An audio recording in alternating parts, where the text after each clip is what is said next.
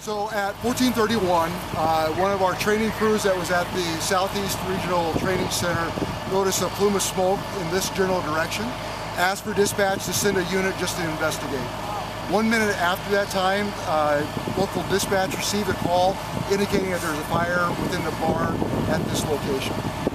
We upgraded our call from just a single unit response to investigate to a full structure fire. Upon arrival, we found that the barn was fully involved.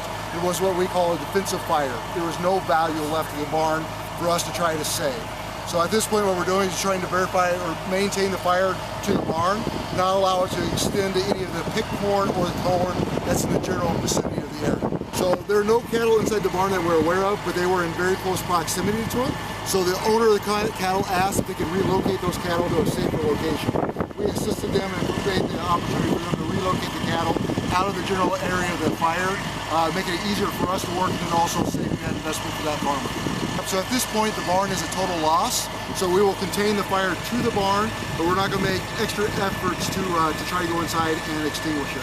As it gets to a point where it's manageable, we'll extinguish the fire from the exterior of the building. So it looks like that roof is pretty well caved in. Is that going to be a problem when you're kind of heading in there in terms of safety? It will be. So there'll be a safety issue with that. Then there'll also be an issue with the fact that we'll have combustibles underneath the tin roof that we'll have to expose to fully extinguish over time.